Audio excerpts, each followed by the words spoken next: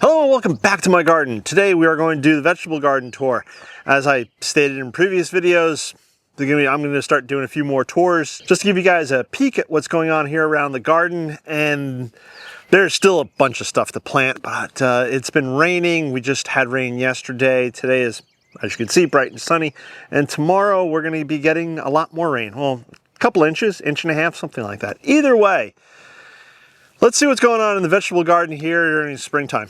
We're going to start with this bed right here. I have 4 loofah vines, or they will be vines eventually, but 4 loofahs, which are growing hopefully over the next few weeks. They really start vining out. The plan is to have them climb up and around this fence here. I put this fence extension on back here for things like loofah and birdhouse gourds. Hopefully, fingers crossed, these guys grow up and I get some nice loofahs out of them. Now, from my understanding, you can eat loofah when it's young, but I grow it to a full length because I want the loofah sponge. But do you guys eat loofah? If you eat loofah, leave those comments below.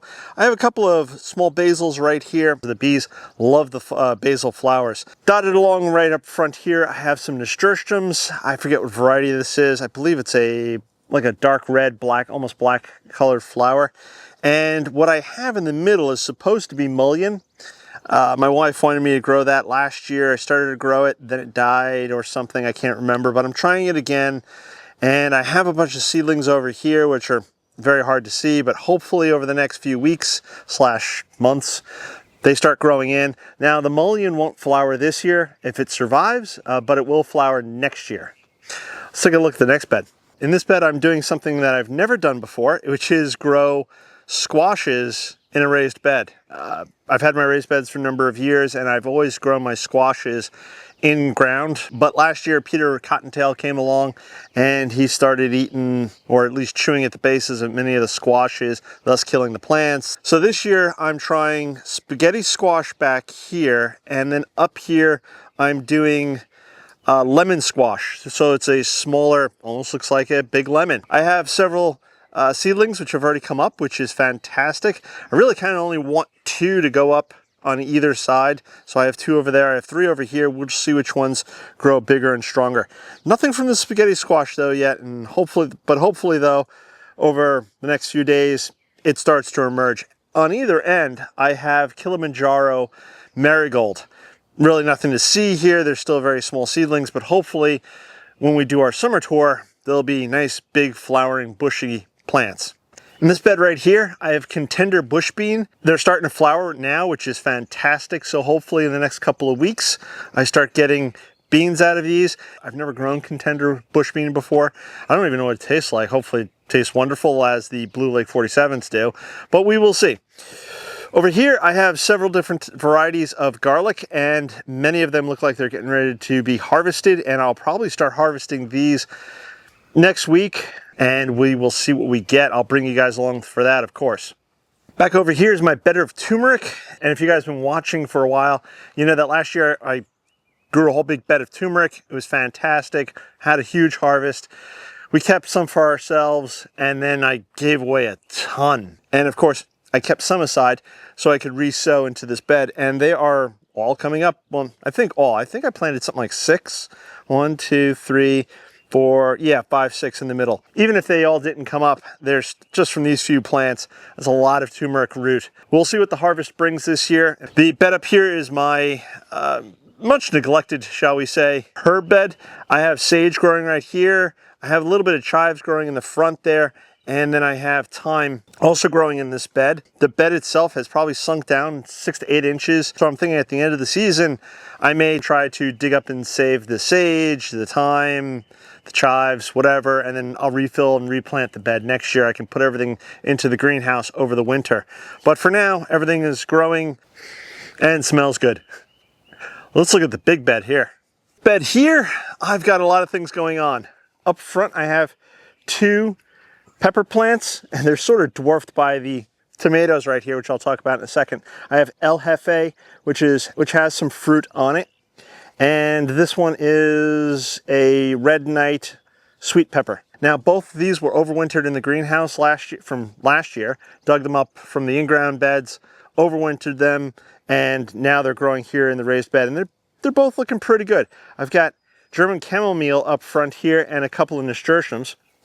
What I have here are two different types of cherry tomatoes. I have spoon cherry tomatoes and I have Chadwick cherry tomatoes. Both of these have been flowering and growing like crazy. I see a bunch of fruit on them, but nothing has gone red yet, so they haven't ripened, but they are looking huge, fantastic. I already had to do a bunch of pruning on them.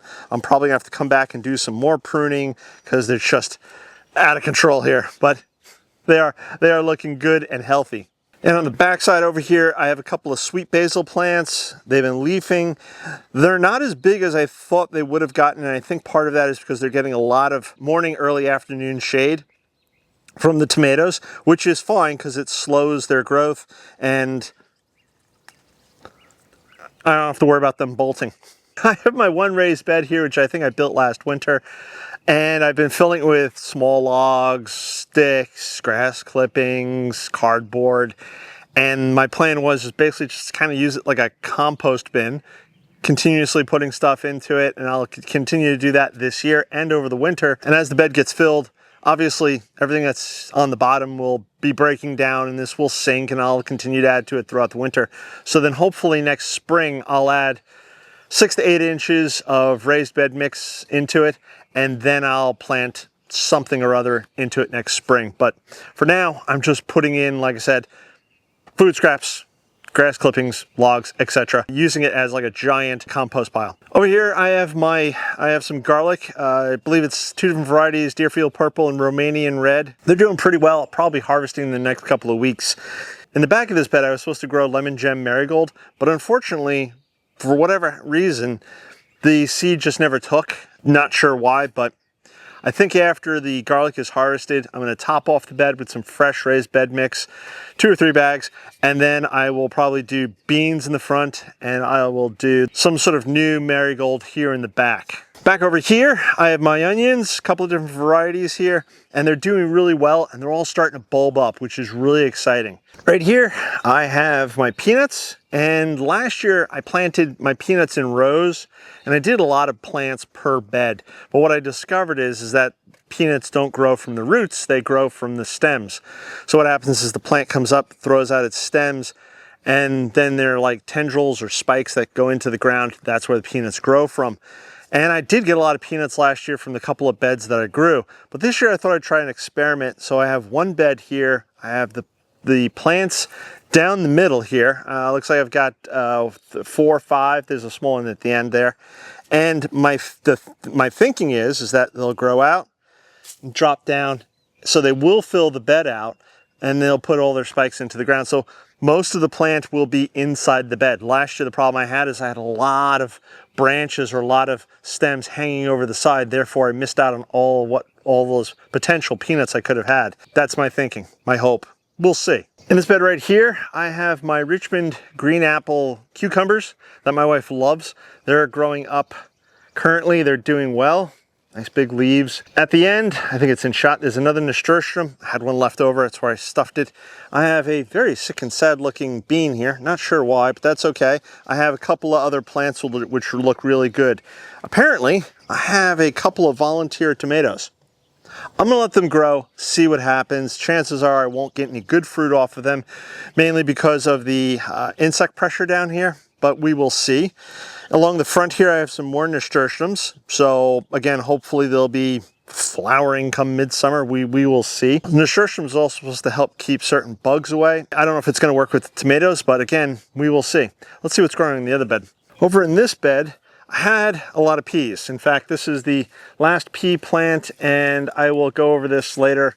Right now, I don't see any edible peas on it. So I'll be probably cutting this out, getting rid of it. And then I'm thinking what I'm gonna grow on the trellis over here is a decorative gourd plant. So all those funny looking, overly priced little gourds that you get around Halloween time to put out with your Halloween and fall ornamentation. I found some seeds over at M.I. Gardner last year, planted them up. I did get a handful.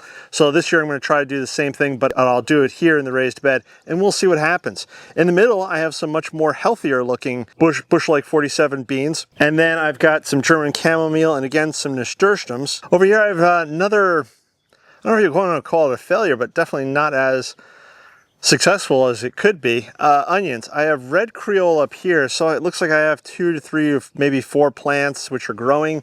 They're looking okay, but there should be a whole lot more. Unfortunately, for whatever reason, the seedlings that I planted out just didn't take. Back over here, I have Texas Early Grano. These seem to be a tad more successful, but as you can see, I still have plenty of empty spaces in between, and I'm not sure why. Either way, once this bed is done in the next month or so, I'll be refilling this, and I think I'm going to do watermelon in this bed again. Or maybe I should do the watermelon in the other bed where I had the garlic. Either way, I'll do a bed of watermelon, and I'm also going to do a bed of bush beans. So one of the 2 beds, the onion or the garlic ones, I will plant those things in there. Back over here, I have my corn, and the corn is looking pretty fantastic. Strangely enough, don't know why. I can't answer you why. I have some which are growing very slowly and they're quite small, and others like this one right here, these 2 are huge. Don't know why. Right now they're looking really good. They've tolerated quite a bit of wind, which is fantastic. So I don't have to worry about staking them or putting up some sort of trellis system. But if they do start looking like, especially as the plants start getting taller, if they're rocking too much, then I will definitely put in some sort of trellising system for them to lean against so they don't rock themselves right out of the ground. Because we can get winds here in eastern North Carolina up to 60 miles per hour on a bright, sunny, beautiful day without even there a storm being in sight. Just the way it goes. But so far, these are looking fantastic. The in-ground bed area this year is primarily focused on flowers.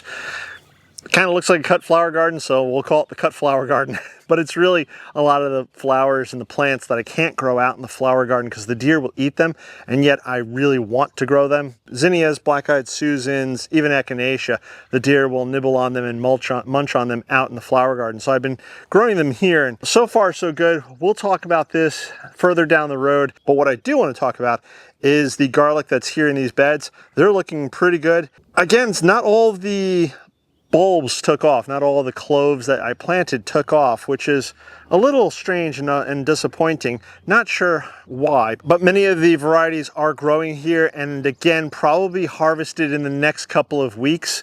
So I'm looking forward to that. Once they're harvested and this space is bare, I'm not sure what I'm going to be planting into them. And I have a couple of ideas, so stay tuned. Along the center here, I have a couple of hibiscuses. Now, they're not going to be permanent residents here. They'll eventually wind up in the rose garden, but they were elsewhere in the garden, and unfortunately the deer kept chewing them down to the ground, so they're temporary refugees here in the vegetable garden. But as I mentioned a second ago, they are eventually going to go to the rose garden probably in the next couple of years. Right here I have my key lime tree. I thought I saw some flowers on it earlier in the year, and maybe I did, but I don't see any fruit on it right now. Either way, it's green, loving life. Here is my easy peel clementine orange tree.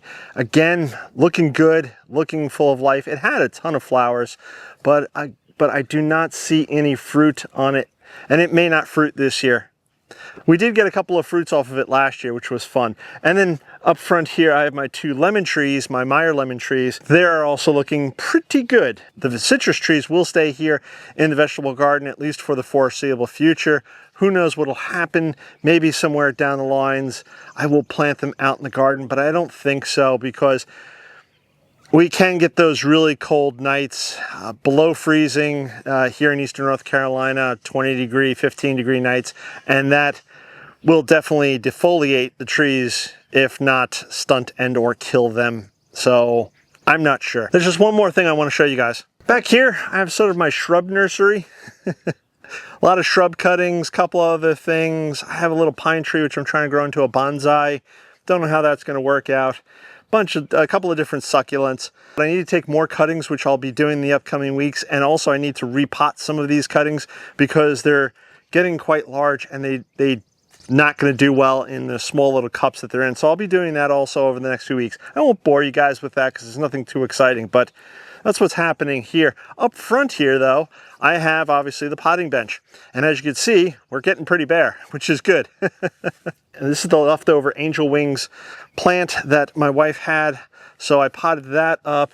I have a wax myrtle here, which I need to get planted out in the ground. We'll probably be talking more about that in the upcoming weeks. I have some agapanthus, which I need to plant out, oregano. I have my sunflowers. Now, we talked about this week ago, 2 weeks ago, something like that, and I decided to plant different varieties of sunflowers here on the potting bench into pots because something was eating them in the ground, not sure what. And the plan, again, will be let them get to a certain size. So past the seedling stage into small plant stage. Hopefully at that point they'll be big enough to resist anything that might have been nibbling on them, and then grow them on from there. I do have some more snapdragons which I need to get planted out. I have a few more dahlia tubers here which I can see are already putting up stalks, which is fantastic. So I'll get these planted out over the next week or two. And that's really about it. I'm not doing a lot of vegetables, as you can see, not a lot of vegetable growing. There will be more stuff coming after the garlics and the onions get through. There'll be watermelon, more bush beans, and I'm thinking / hoping maybe this year, if I can get my act together, that I'll do some fall / winter crops outside in the raised beds. I have done some winter crops before, but not a lot, and I usually try to grow something inside the greenhouse, but this past year, what I grew inside the greenhouse didn't work out so well for reasons. So I'm thinking maybe this year I'll try, again, using those raised beds during the winter time, which I normally don't do, and try growing something on over the winter time. We'll see. I have some fleece tunnels that I purchased earlier this year in preparation for a late freeze, which never came. So maybe we'll do that, and I'll be planting up some lettuces, maybe even a couple of cabbages. I'm not great on lettuces and cabbages so far as growing them, so I'm gonna have to do some homework, and maybe you guys can help me along the way, and we'll see what grows. And if you haven't subscribed, please subscribe. Click that bell icon to be notified when I do post a new video, because you may have noticed that this week there's 3 fuller length or longer length videos. Some weeks I do 2 long ones and a short. Some weeks I do a couple of shorts and 1 long. But right now there's quite a bit of things going on in the garden, and I'm trying to bring you guys along for it. With all that being said, thank you for watching. I'm going to catch you guys in the next one.